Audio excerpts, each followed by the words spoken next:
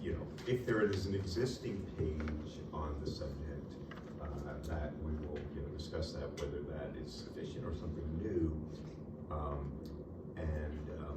So part of it is understand, you know, who should be contributing to Wikipedia? Maybe you. So that's part of the story here. The other story is to research and review some of the primary literature and to synthesize that together in order to write, you know, a good review of some subject in quantum optics. So we'll talk a little bit more about that and suggestions. I just wanted to give you a little bit of a preview. It will be due during finals week, probably that, you know, Thursday of finals week. So plan your winter vacations accordingly. All right, we'll talk more about that. Yeah. Just a question for grading on that. Like, what if, like, I have a problem with Strabon, and then Strabon writes his Wikipedia page, and I go in and delete it? Oh, that's more to see. Yeah, I think that could happen. Hasn't happened yet, but. You know, again, the plan will be for you, not necessarily, it'll be up to you to decide how you edit or put this on Wikipedia. The goal is not to actually delete Strabon's page from Wikipedia, but to, you know, to learn how to write a Wikipedia page, and it'll be in a kind of sandbox that you can decide as the author what to do with it. You know, but it won't be posted on Wikipedia as part of the course. It's just more of an exercise in learning how to do that. That's just maybe you want to contribute. Yeah. Have you ever contributed? Sorry? Have you ever contributed? I have slightly, not much. It's, you know, actually, that's an interesting question, Junior. I've wondered,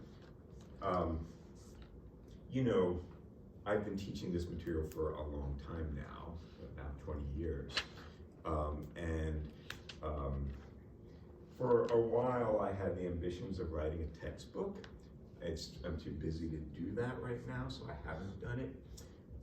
But, you know, in these 20 years, the question is that the right way to share information with the world in a textbook? Is that how people today learn subjects?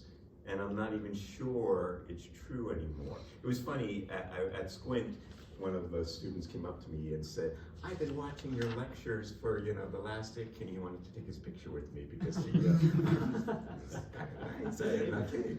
You know, it's like, you're a YouTube phenomenon, whatever.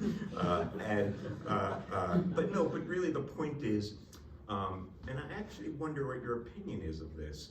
You know, one of the things I've thought about in my, you know, later years, which are rapidly approaching, is that what I would do is actually spend my time editing Wikipedia and maybe having some compendium videos associated with Wikipedia page. Maybe that's a way of making a kind of modern textbook that's more open source and whatnot. Anyway, I'll discuss that. But yes, the answer is, I have, and one of the things I did is I corrected some of the conventions on Clebsch-Gordon coefficients. They were wrong.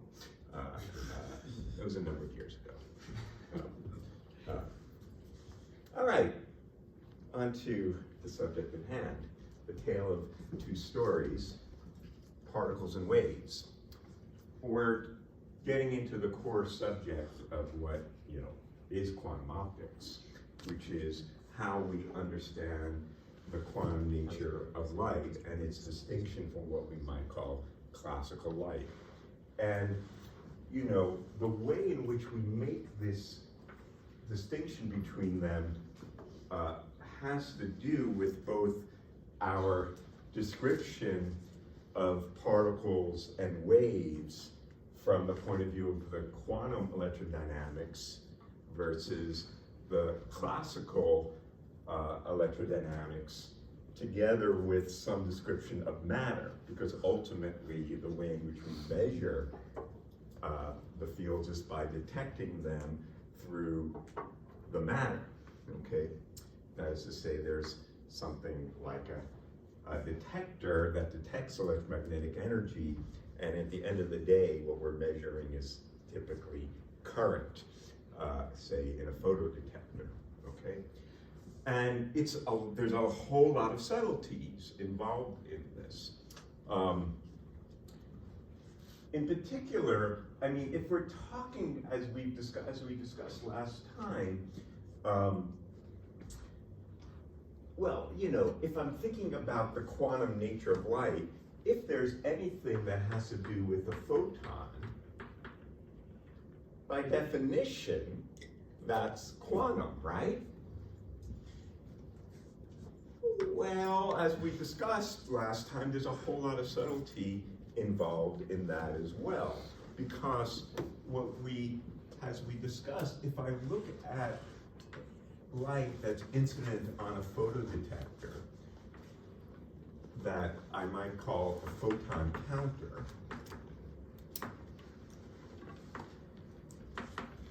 and what I see as a function of time is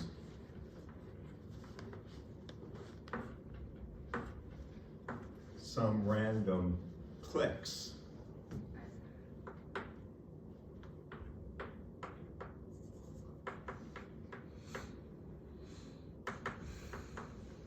As I just said, what we're actually measuring is not in this detector, so to speak. I mean, what we're measuring is a loaded concept. But what is coming out of this photodetector is photocurrent.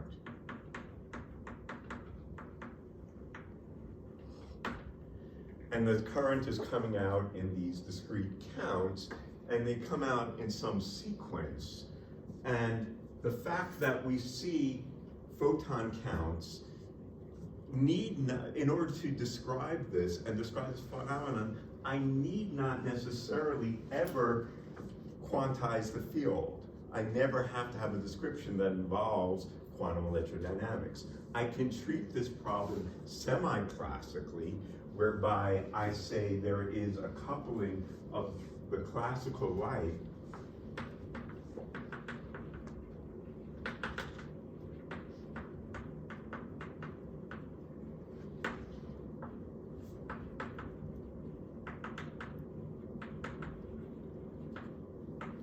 to quantum matter.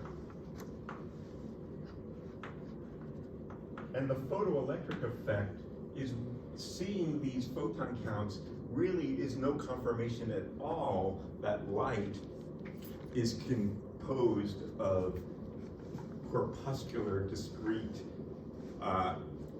packets of energy.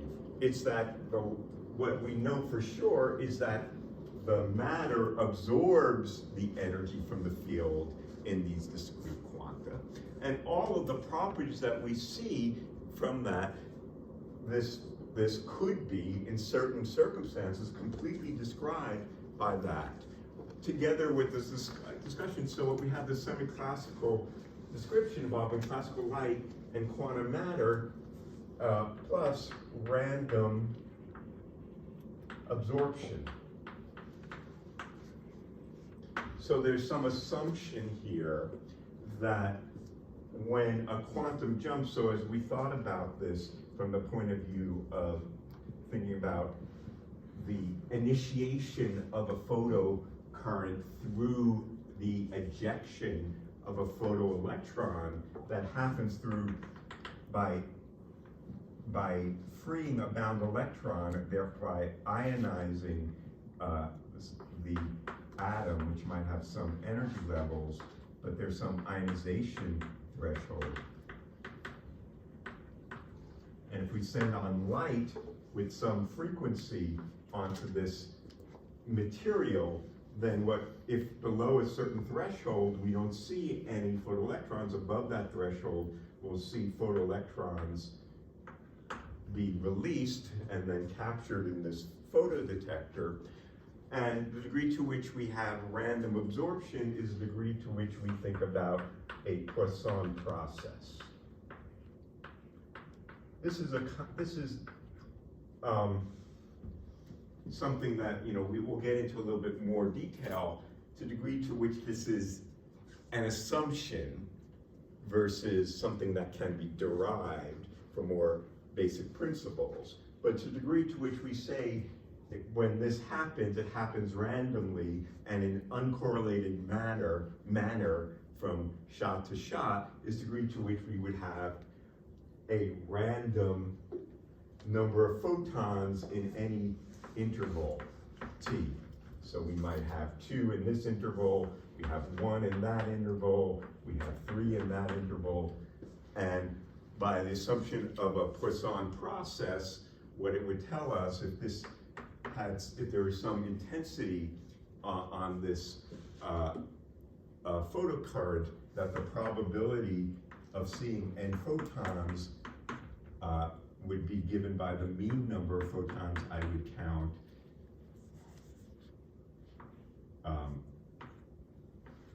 to the power n e to the minus n over n factorial, right? And that's a Poisson process, right? So this is a story where we say, okay, the photon counting statistics that I see are understandable semi-classically, treating the light classically, and the matter quantumly with particular assumptions.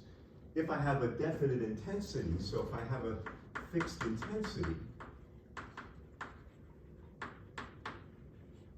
then the mean number of photons that I see in a given time interval will be proportional to that intensity and the time, where there's some constant here that I might call the quantum or the detector sensitivity.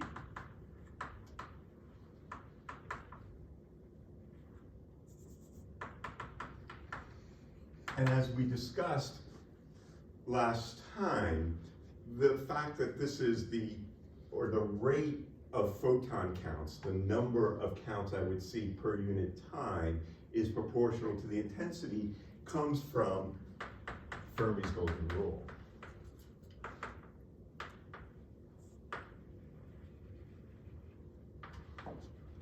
Which would say that the rate of counts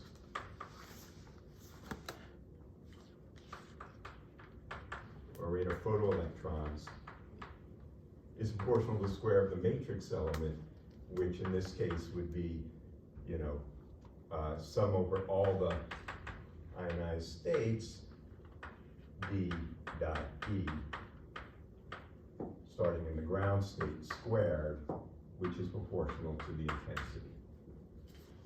Okay, so assuming a certain rate at which the photoelectrons are coming, that is to say, the mean number per unit time for any time interval in the Poisson process, that's all we need to get these results. Now, this is a description in terms of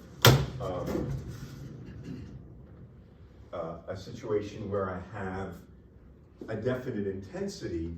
What we have generally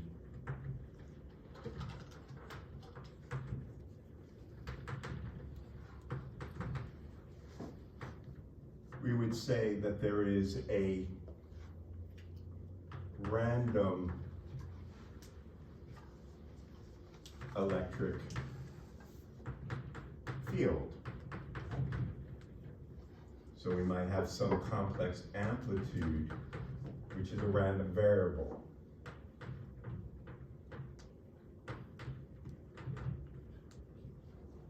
Okay, that's what we would call statistical optics. And we could then ask the question, if I don't have a fixed intensity, but I have some random intensity that is determined with some probability distribution that we'll discuss a little bit more, that would be related to the process by which these fields were generated, we can ask the question, what is the probability of seeing n photons in a given interval? Before that, can you remind me where the d dot E comes from? Because I thought that was the Hamiltonian describing the light and not the matter. It's the interaction between the field and the matter. Right. Where does so the dipole operator contains the information about the matter? That's right. It's the electric dipole of the matter. So, I mean, generally speaking, we have current and charges that are coupled to the field, right? As you may or may not remember, we talked about the multipole expansion and the degree to which in an atom I can say the dominant interaction is dominated by the oscillating electric dipole moment. We could write a more general expression, but generally speaking, it will be proportional to the square of the field and whatever multipole we have of the atom. Okay, so this is a property of the atom. Good, okay, thanks. Right, so now coming back to the question I asked, how would we write down if I sent light that wasn't, was so-called natural light from the sun or from a light bulb, and I, put it through a pinhole and I shined it on my detector, how would I calculate the probability of seeing n photoelectrons is really what I'm seeing in a given time interval? You just average it over. Yeah, exactly. So I would say there's the probability of seeing n photons in that time interval given a certain intensity. And then there's some probability of intensity in a certain interval, and I integrate this over all intensities. This is my probability distribution that is determined by this random electric field. And so that would be equal to the probability of seeing this intensity times eta I t to the power n over n factorial e to the minus eta I t. Okay. So this here is this probability. This is known as Mandel's formula. Len Mandel was one of the godfathers of quantum optics, and Mandel, this formula was probably written in the 1950s, thinking about, I think he was studying cosmic rays, but then the whole question about photons and photon statistics was, a growing story of the birth of quantum optics. Let me ask you the following question, though.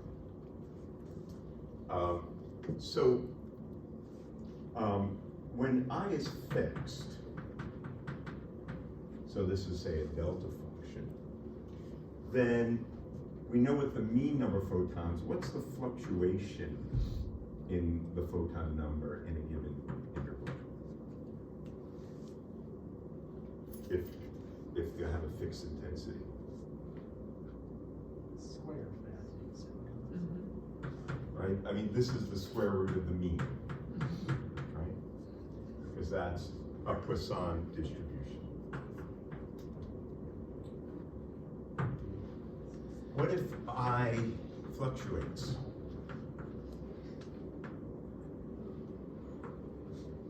What can we say about the fluctuation in the number of photoelectrons I would see? Well, we'd have to calculate, depends what this probability distribution is. But it's got to increase. It can, if this is a probability distribution, it can only increase, right? So this is going to be greater than the square root of n. And that's what's known as super Poissonian statistics. So one of the hallmarks of non-classical light is if somehow, some way, this is less than this, which is sub-Poissonian. That would be a signature, not necessary, I mean, it's not necessary, but it's sufficient. If we see Poissonian statistics, there's no way to explain that in terms of this semi-classical model. Because the semi-classical model, at the minimum, the fluctuations are coming just from the random photo absorption. And if somehow it just is just completely inconsistent with this whole assumption, okay? It would have to represent in some sense a negative probability distribution. So it's not a classical description of that light at all. So that's our first hint of one way we would see, we would talk about non-classical light from the point of view of particles, is to say that we have sub-Poissonian statistics. Yeah? Yeah, but you could always say that the random absorption, so the entire Poissonian comes from assuming that the random absorption has a Poissonian distribution, right? So if I say the random absorption itself has a sub-Poissonian distribution, then I could just use the same. Yeah, I mean, it just, at that point, you're already, you know, I mean, what you want to say, what you want to wrap into the process by which the atoms and light are absorbing versus the is light itself. Mm-hmm. In this situation, what we're saying is that these, you know, the mechanism, there's no mechanism which says anything about a correlation, right? If we want to talk about a mechanism of the correlation in the photoemission process, that has to be in the quantum mechanical description of the atom-light interaction. And at this point, the light is classical. There's no mechanism for correlation. So we would have to say that is, you know, within these bounds, this is really not consistent with this description.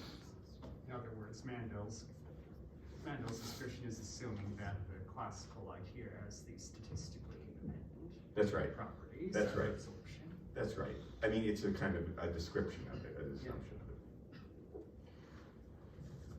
it. Okay, so, you know, with that said, we can ask ourselves, what experiment might we do to see something that we would call arising from non-classical light? What is a kind of hallmark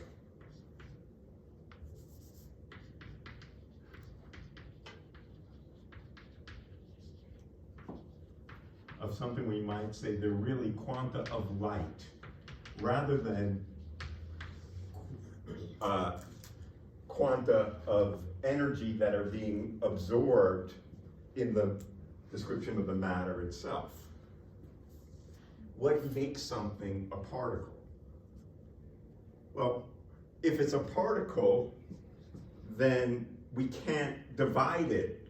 It's a unit, which is to say that if I take a single photon and I send it either to be transmitted or reflected, only one of these guys should go click. There's no way, if I have classical light, some fraction of the intensity will be transmitted, some fraction of the intensity will be reflected, and there's always some chance that the detector will go click, right? because the chance of it going click is determined by the Poisson probability distribution, which say there's some probability of seeing one photon in that time interval, depending upon the fraction of intensity that goes through the detector. And that probability is never zero. Okay, there's some probability of seeing one photoelectron if there's some energy that is incident on it. But if it's a photon, well, and I multiply these two together to look for coincidence counts.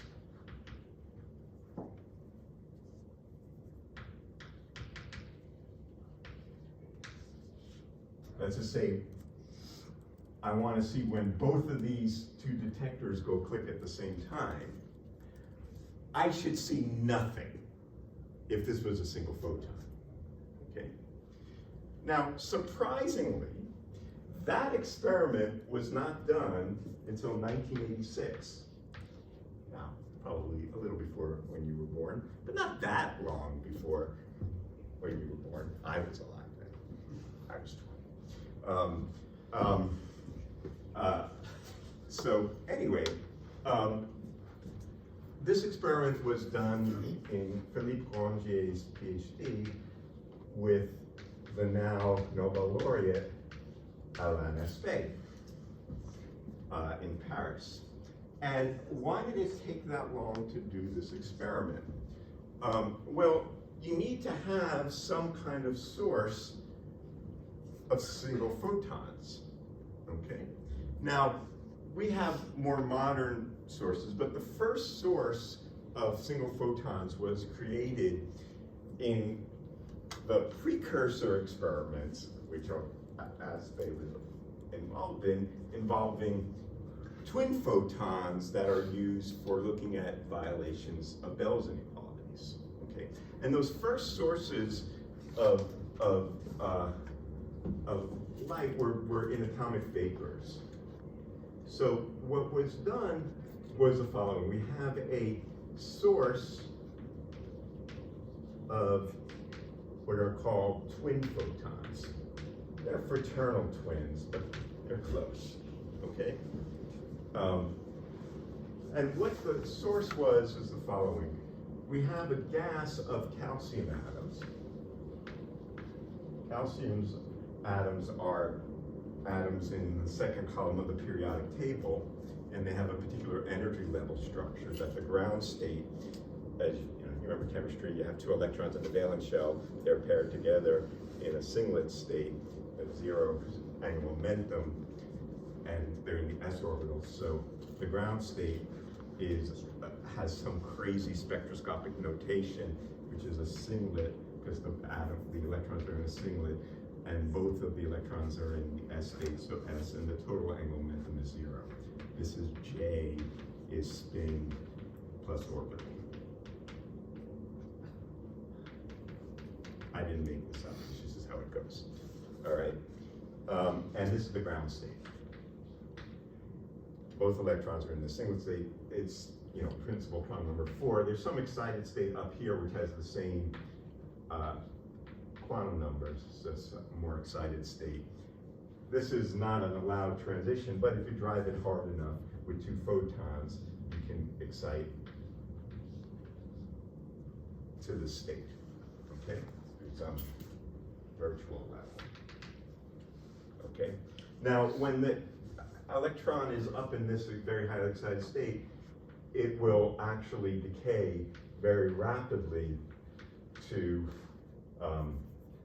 a lower p state, which has a singlet and angular momentum 1, and you have this, what it's called,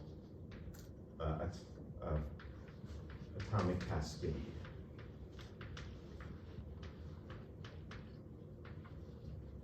And I don't remember, this is like 520-ish nanometers, and this is like 470-ish nanometers. They're optical photons. And this thing has a lifetime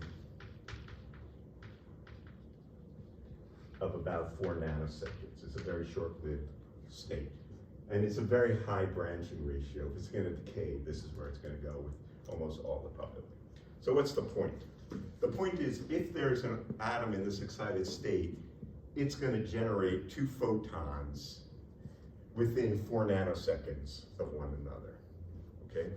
It's gonna go boop, boop, and these 2 photons will come out. They're fraternal twins, they're not the same color, but you know, they're close enough. It doesn't really matter. The point is that they're almost born at the same time. And if I'm not exciting them that hard, if I see one of these photons within 4 nanoseconds, there's going to be a second photon that comes out that is correlated. So if I see this photon, and moreover, because they both have total angular momentum 0, by conservation of angular momentum, the two, so here's my calcium atom, and I've excited it, I'm going to get these 2 photons coming out back to back. It turns out with opposite spins, which I can use as, it makes a Bell state before the term Bell state was invented. And so what I have in this situation is a pair of photons that are created within 4 nanoseconds from one another. And in particular, if I have a detector and I see a click on this detector, then this heralds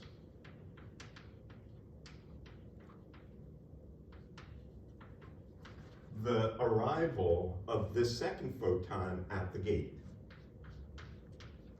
This is how it does it. Photon coming, okay?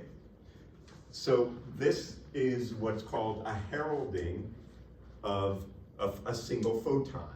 If this photon comes and there's not a lot of other atoms around, or at least within this 4 nanosecond window, the chance of any other photon that's coming together, there's only going to be one, and one photon in this detector, okay?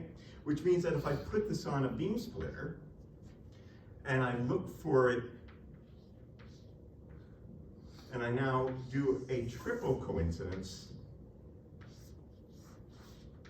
triple double dare, I will never see triple coincidences. So this coincidence says photon, and then this guy says, okay, now I'm gonna see where these 2. So this guy opens the gate, it opens a window for 4 nanoseconds and say, look within those 4 nanoseconds and see whether you see 2 photons.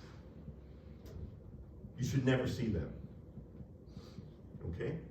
And what they saw in this experiment,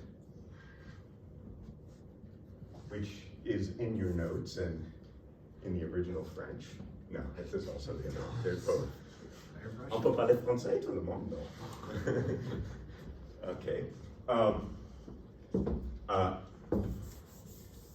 did a postdoc in France, so I had fun doing that. If you look at the coincidence counts in some units that we'll talk about in more in a more precise and quantified way soon, as a function of the rate of excitation of the atoms, what you see is the following. Okay? So, what you see is that when the rate is very small, so that there can't be 2 photons. I mean, if the rate is too big, then there can be 2 atoms that emitted, and there can be 2 photons incident on this thing, okay? But when the rate of excitation is low enough that this photon comes in such a way that no other 2 photons can be emitted, then I should see 0. And that's what they saw. They saw this thing approaching 0.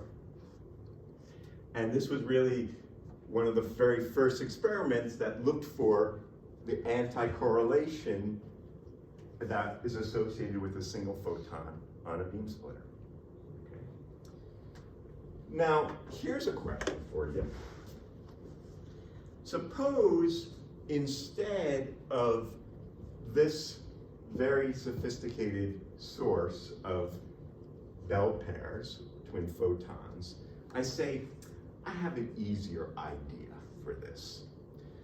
Let's just say, instead of using this heralded, this atomic cascade, I have a laser, okay? And the laser has some, is associated with, it's a coherent state. It has some complex amplitude associated with it. And there's some probability of seeing n photons in some time interval, which is alpha squared to the n over n factorial e to the minus alpha squared, right? For a coherent state. And I say, let's just turn down the intensity really, really low. Let's make, in the time interval, this thing much, much, much, much less than 1. Okay?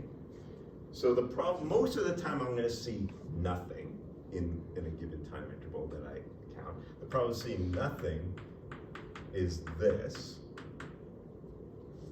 The probability of seeing 1 photon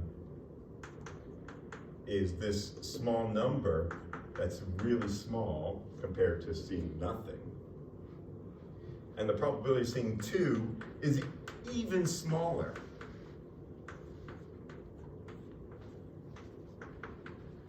So the chances that I'm going to see 2 photons is pretty puny. I'm mostly going to see nothing, but every once in a while I'll see 1. So this seems like a way of creating something that looks like maybe a single photon source if I make alpha squared small enough such that I can neglect this probability, okay? And so I'm going to do the same experiment in a given time interval. Now I don't have to herald anything. I just count for within a given time interval that defines this alpha. We'll talk more about that. And I send this laser onto the beam splitter, and I look for coincidences as a function of alpha, okay? But still keeping alpha small compared to 1, okay? So now this is alpha squared, much, much less than 1, up to here. What do you see?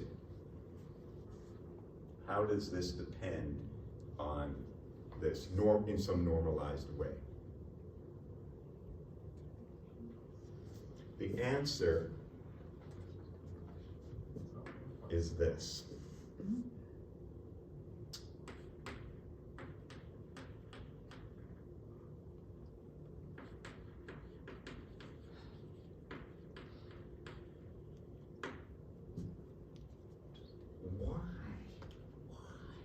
And I have to normalize things to why this be flat. I have to come back to how I normalize it. I mean, if it's all in the correlations, then. Because of the coherent state, that's true, but what exactly is going on? I mean, it is true that this was a 1 photon, say the coherent, so they're different. But what is it? What's going on here? So your rate of coincidence is going to be that P2, right? It's coming from this. There's always some probability of seeing 2 photons. In fact, well, from a classical perspective, to the degree to which, I mean, this is to some degree maybe one way of saying what Mosten was saying, if this is a coherent state and that's supposed to be like a classical wave, then some fraction of the intensity is transmitted, some fraction of the intensity is reflected, always. And so there'll always be some chance of both things going click. Another way of thinking about it, so from the wave perspective, I could say that there is a transmitted amplitude, which is this, and a reflected amplitude, which is this, where R and T are the transmission and reflection coefficients of my beam splitter. And I will always see then some probability of there being one photon here and one photon here, which was related to the fact that there was some chance that there were two photons there. How do we, so let's think about this picture. From this picture, what we said is, I might say that, you know, there are two ports, A and B. I started with nothing coming in here, the vacuum coming in this port, this coming in this, and the output was that. That's what you're doing for your homework, right? If you send a coherent state data to beam splitter, then what you get out is another coherent state where the amplitudes of the coherent state transform exactly as the classical amplitudes do. Now, how do I think about this from the point of view of the particles? I mean, I don't need to, because everything in this case, I can get by just thinking about the classical waves, but there is also, you know, to the degree to which the fundamental theory underlying it is the theory of photons and particles, I should be able to understand what's going on in terms of a stream of photons that are arriving on the beam splitter. And those photons are arriving with a Poisson distribution in a given time interval, okay? So I can say the following thing. Every one of these photons has a chance of being transmitted or reflected. There's some probability of it being transmitted and some probability of it being reflected. It's a Bernoulli trial, right? Where I can say there's two different outcomes, 0 and 1 or up and down, and there's some probability of it being in this outcome or that. And that probability is related to what? So what's the probability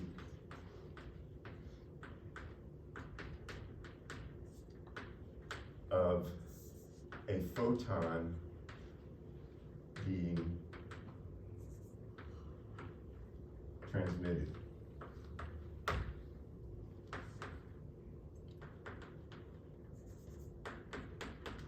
If this is a beam splitter with a transmission reflection coefficient, Mod T square. mod little t squared, and the probability of being reflected is 1 minus that, right? Okay, so given that, let's call this t, and this 1 minus t, where capital T is the square mod of little t, okay? So now I ask you, let's suppose that I have n photons in a given time interval that I'm going to count, okay? And I want to know what's the probability of seeing n photons in the transmission part and n photons in the reflected part. How would I calculate that from the point of view of thinking about the classical statistics of these photons or these particles? You just assume they're independent then. Right? Combine all So, firstly, if n was fixed, right, so that n is equal to this, what's the probability of this given the fact that I have n independent Bernoulli trials? And choose any. Yeah. Yeah, the binomial distribution, right? If I have the binomial distribution, if I have n particles through a Bernoulli trial, which is, say, some flipping of a coin, and I wanted to know what that would be, I would say that this would be equal to n choose, say, the transmitted, the probability of being transmitted to that times the probability of reflecting to that. right? That's the binomial distribution. Everyone agree with that?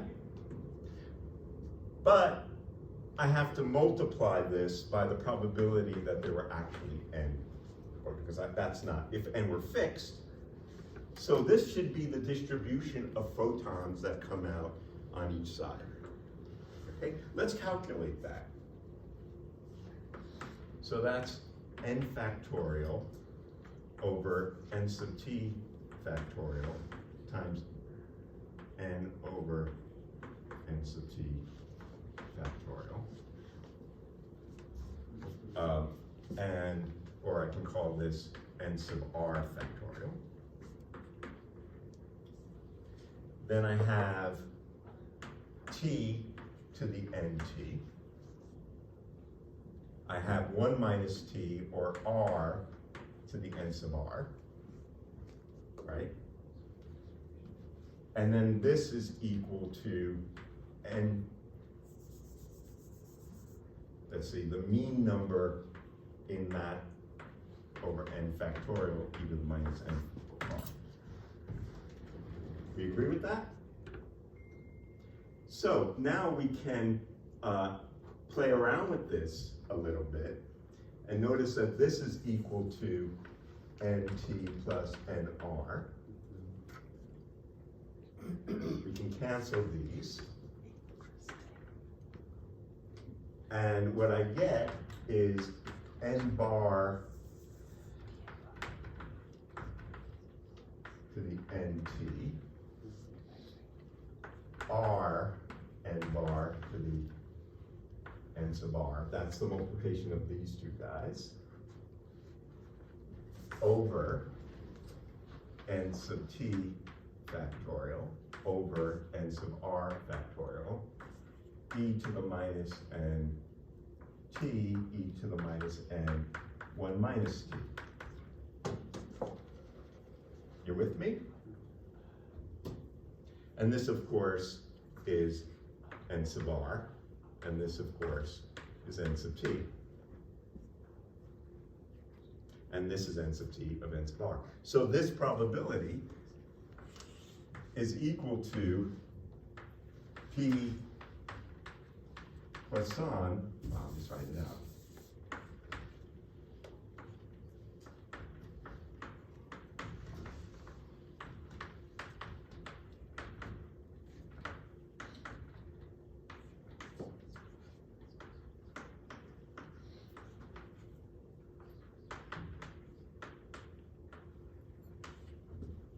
Where this is T n and this is R n.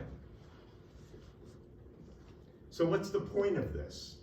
The point of this is that when you send a Poisson distribution onto this beam splitter and you have independent random flips from one to the other, what you end up with is just two output Poisson distributions, which is exactly what we said was the state of the system that came out, which was the product of these two coherent states.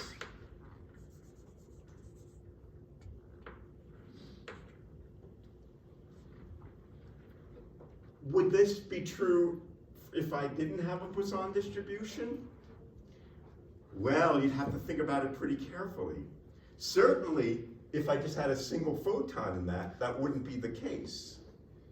As we know, if we put a single photon in this same problem, where I put a photon in here and nothing in here, what comes out is there's some amplitude for being transmitted and some amplitude for being reflected.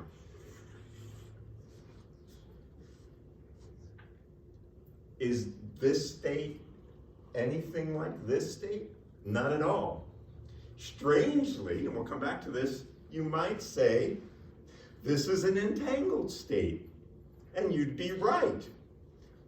Even at a beam splitter, I can entangle, is what's called dual rail encoding of a photon. We'll talk more about that. But the point here is that the photon statistics matter. it's not enough to say there's a high probability of having one photon relative to two photons. The fluctuations matter as well. The statistics matter as well. And the statistics associated with a single photon are just completely different from the statistics associated with a coherent state. Yeah. So, yeah, I get the high level idea of this, but then I've always had this question. So once you pass that state through beam splitter, or even consider this calcium ion, how do you know that you get an entangled pair outside? It could also be a mixed state containing 1, 0 and 0, 1. Yeah, well, we'll talk a little bit more about that a little bit later, probably not until next semester when we really talk about entanglement. But obviously, to say that there's entanglement, I have to do some kind of test to show those correlations.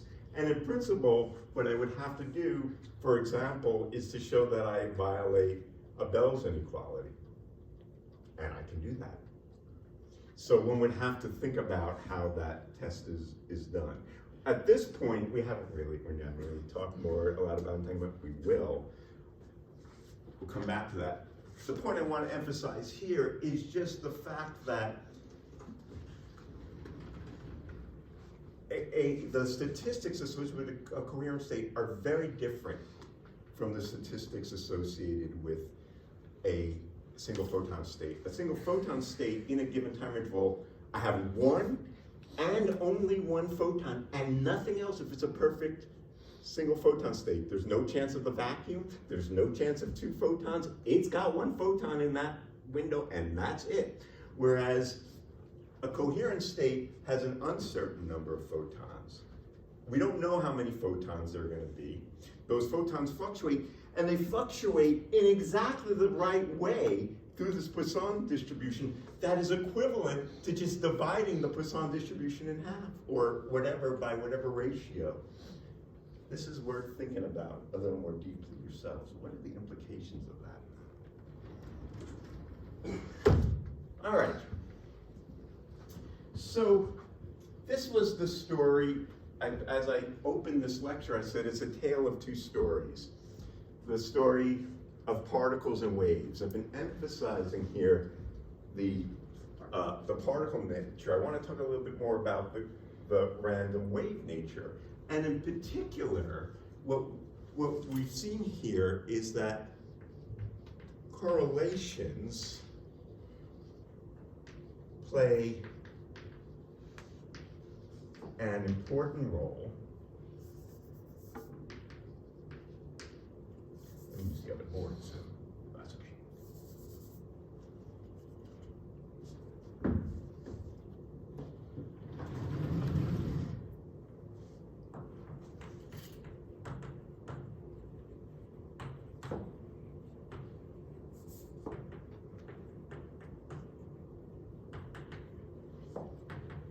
In distinguishing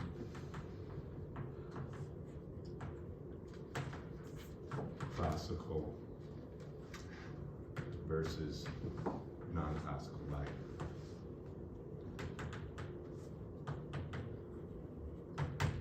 So let's talk about the wave theory.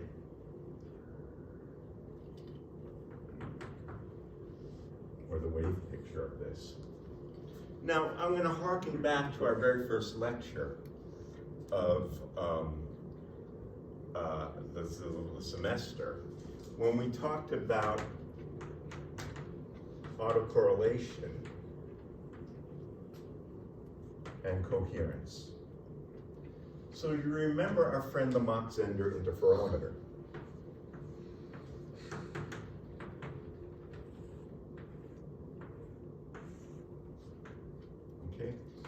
Our friend, the Mach-Zehnder interferometer, was something that correlated the field with itself at two different times, okay? So if I sent in, there's some electric field amplitude at the input port at some time, and I want to know what the electric field is at the output time, then this was equal to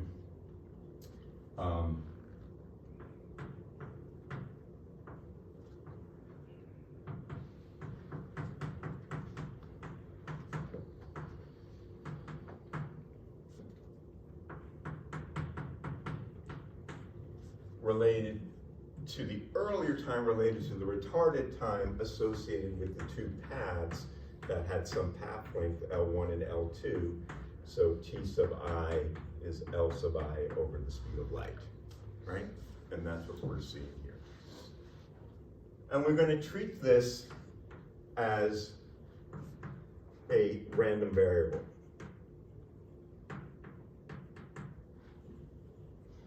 Okay. And so now I have a detector, a square law detector,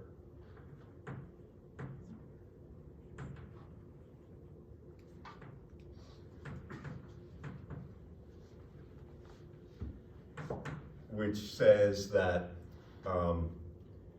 my output intensity is the time average of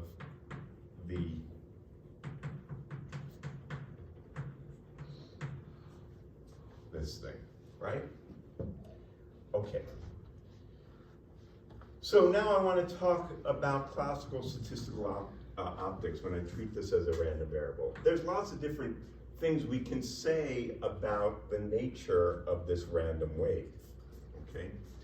So in particular, so if I think about something like natural light, there are some typical properties that are characteristic of this random field that we can say.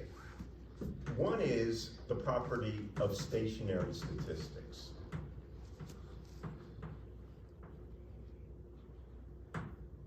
Actually, let me start with a different one. Let's ergodicity.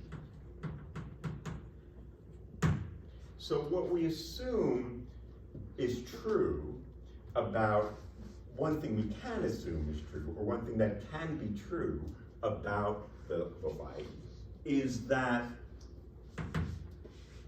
time averages are equivalent to ensemble averages.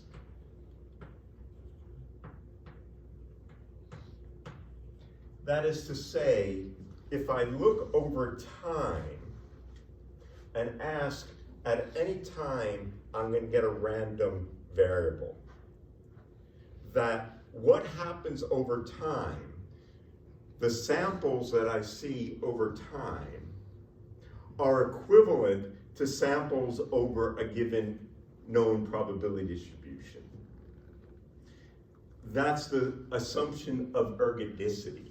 Let's say over time, the system explores the space of possible outcomes with a uniform distribution, such that I can look at what I see at any time and think about that as a sample from a given probability distribution. Okay? Now we can come back to see the degree to which that's a good assumption, but it is for the kind of natural light we've been talking about. So what that says is that I equivalently could write this as a ensemble average over a given probability distribution. For example, we discussed last lecture that the probability distribution associated with the complex amplitudes associated with natural light are Gaussian. So instead of doing a time average, I could do an average over the appropriate Gaussian distribution that's associated with this random amplitude, and I will get the same thing as what I would see in the experiment by averaging over time. Okay? So that's the number one assumption.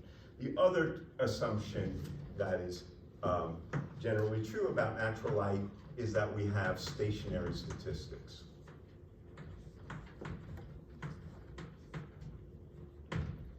Stationary statistics is to say that the probability distribution is independent of time.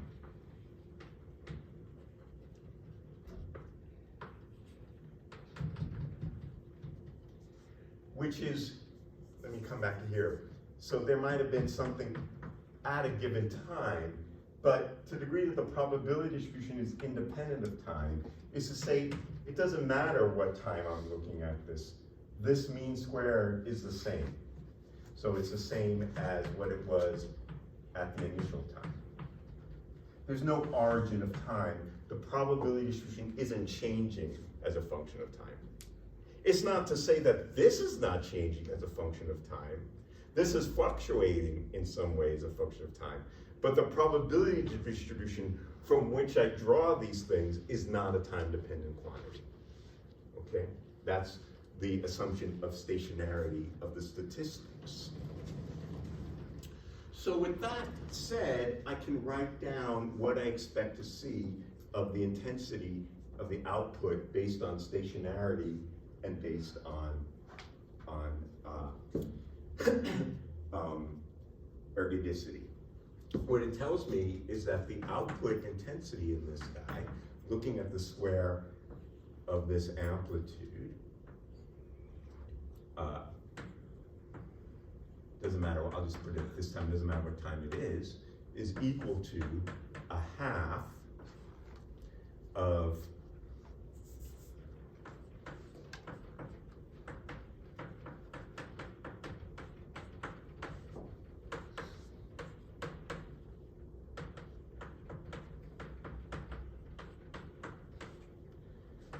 plus twice the real part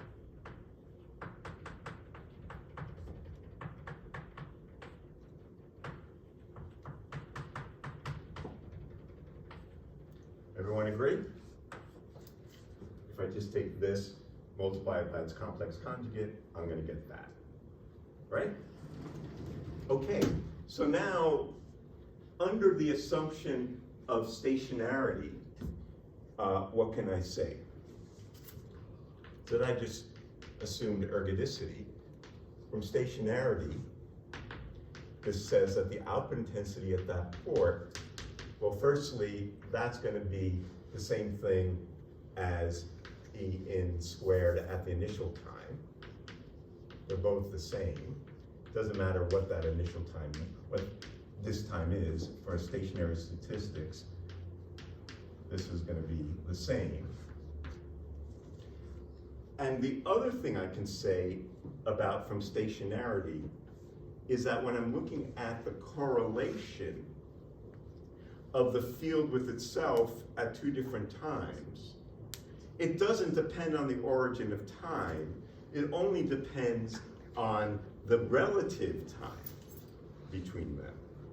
I can shift the origin of time here, subtract this out over here, in which case what I would say is that this is equal to T1 minus T2. Twice the real part. Everyone clear on that? It doesn't depend on the origin of time, it only depends on the time difference. Okay? This time, of course, is equal to the path length difference over C. Okay? All right, so this is equal to twice the intensity. Okay, the input intensity.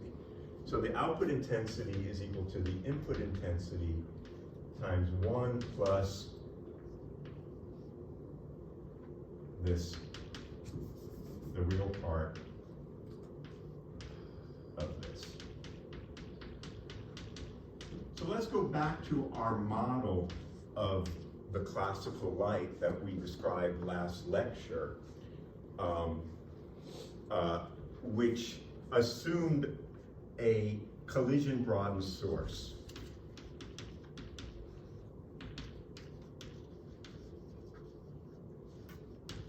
What we described in that situation is that we had a situation where if we looked at the electric field, it oscillated and then had a random phase to the next oscillation,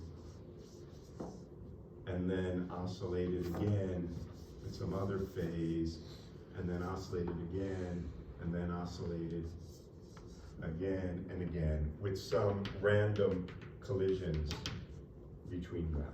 Okay, it had constant amplitudes, and what we described this as of these oscillators, that the electric field at a given time at a fixed position was equal to the sum of the electric fields associated with something oscillated at some mean, at some definite frequency, and then a random phase.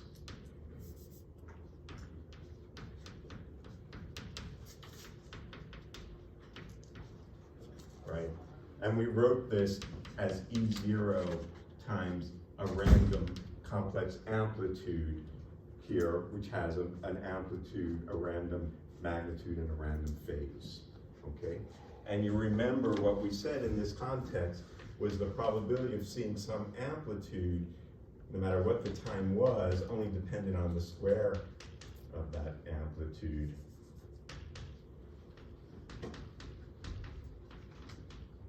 Where the mean of alpha squared was n from a random walk. We had this Gaussian distribution of the situation. Okay, so now we can ask ourselves from this model over here, what is this correlation function? This correlation function, by the way, I'm going to call G1 for reasons that will become clearer next lecture, which is the correlation between the field at time tau star and itself at a different time. And according to this thing, this is going to be equal to the amplitude squared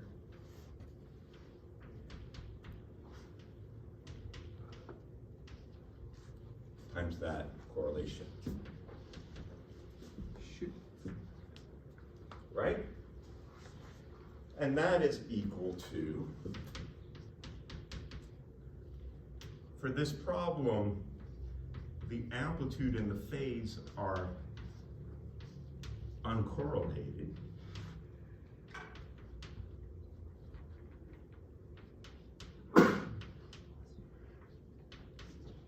This was n. And we need to ask ourselves, what is the correlation between, so this guy is the magnitude times the phase. The phase and amplitude are random variables, are uncorrelated from one another. So now I ask you to just think for a moment. I have this oscillator and I want to know intuitively whether the phase is correlated with itself at two different times. Now, that is going to depend upon something about the rate of collisions. If the time between I'm looking is short compared to the rate at which these collisions are happening, or the time scale at which these collisions are, then there's going to be a well-defined, the phase is going to be well-defined. But if the time is very far between the rate of collisions, then what this phase is, I have no idea what it is. So it should fall off in some way. And for a thermal kinetic theory, which you will study in your next homework, you can show for yourself, which you will, or get 0 credit, is that this correlation function falls off exponentially with some time constant where 1 over tau 0 is the rate of collisions.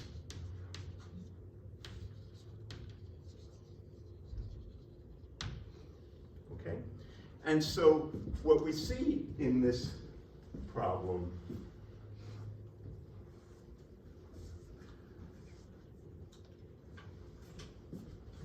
is the following. I forgot one other thing here, which was somewhere, somehow, some way, I lost it. Oh, I've lost it in lots of ways in my life, but where's it? Oh yeah, this guy, e to I omega t, right? When I did this correlation over here, there should be e to the minus I omega 0 tau, right? Because I'm correlating this with itself at two different times, and I need that. Okay, so what we find out of this interferometer is the following. Wait, is the correlation itself e power minus tau by tau naught, or is the real part of the correlation e power minus tau by tau naught? No, the correlation function itself is complex. Yeah, so I'm just asking the average that you've considered there, right? The average of the correlation function in phase, which you've written it as e power minus tau by tau naught. Is it just the real part of the correlation, or does the imaginary part of correlation just go to zero? It's complex. It has both a real and imaginary part. No, I'm asking for the circled part there, the yellow part. This part is real. It's just real. The imaginary part is zero. Oh wow. Okay. Yeah. This is equal to that. Is there a reason intuitively why the imaginary part should go to zero? Not that I have, but you'll tell me when you do your homework. Okay. All right. Let me finish the story. A few more words. So what we find in this problem is that the intensity out of the output port is equal to twice the it's equal to the input intensity times 1 plus the real part of e to the minus tau over tau naught e to the minus I omega naught tau, which is 1 plus e to the minus I tau over tau naught cosine omega naught tau. What happened to the n e naught square part? That Got factored absorbed. out. Okay. I mean, yep. This is n e naught squared. So this function, if I plot it,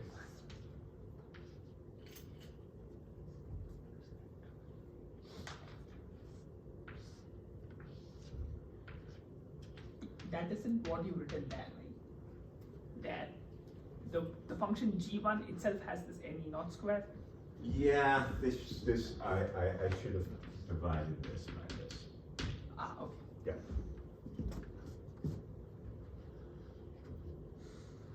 Okay, let's plot this.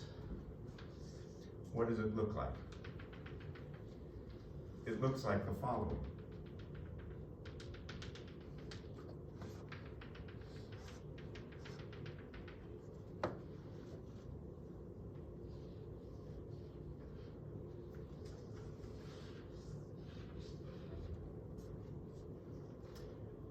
You may remember this from the very first lecture. What we see here is that the visibility of the fringes, that's to say the I out max minus the I out min, normalized by the sum of that, which is known as the visibility of the interferometer, is equal to this. And so by measuring this visibility, I can measure the coherence time. That's to say, how long, or how much time is there at which this oscillator remains coherent, and when does it lose phase memory relative to itself? So that, as you remember from our very first lecture, the Mach-Zehnder interferometer measures temporal coherence in the field, okay? All right, I want to conclude though. So this was an example of, looking at the autocorrelation of the field with itself. Okay. But let's, in the last 3 minutes here, just give a little bit of a prelude to what we're going to talk about next time in the file, and its relation to what we started our lecture with. So, in order to measure a very long coherence length, or coherence time, I need a very big interferometer. I need to be able to separate the path length differences by a lot, because in order to see where that coherence time is. And I have to really keep those arms of the interferometer extremely steady, otherwise everything's gonna fluctuate and I'm never gonna be able to see it. So in 1956, two people, which have three names, Hanbury Brown and PHYS, they're two people, and Hanbury Brown is a hyphenated name. They are astronomers, and they were trying to look at, we'll come back to this maybe in your homework, they were looking not at temporal coherence, they were looking at spatial coherence because they're interested in resolving the distance between stars, but never mind. But the basic point was, man, this is complicated, this is hard. What if instead of correlating the field with itself for the beam splitter, let's just have a beam splitter, have two detectors like I just described. I have intensity here. Here's my light bulb or star or whatever. I'm gonna put it through a pinhole, and I'll put a narrowband filter with some very small. So I define a good spatial mode, a good temporal mode, and it comes out, and I have my two detectors, and I'm just gonna put a time delay and look at the product. So there's an intensity, there's a photocurrent coming out of these two things, and I'm just going to correlate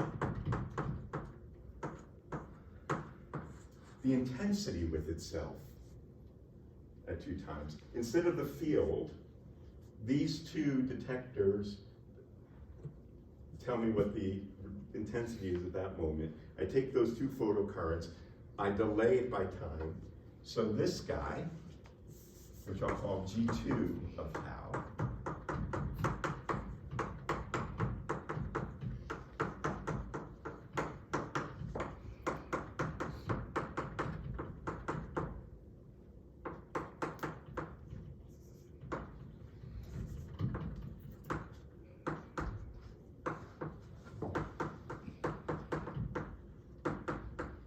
is that. It looks kind of like this, which is a first order correlation of the field with itself, but this is a second order correlation of the field with itself. Now, let me just ask you, what is G2 at 0? Well, that's this, right? And if I have natural light, what is this? Do you remember for a Gaussian distribution? It was equal to twice this.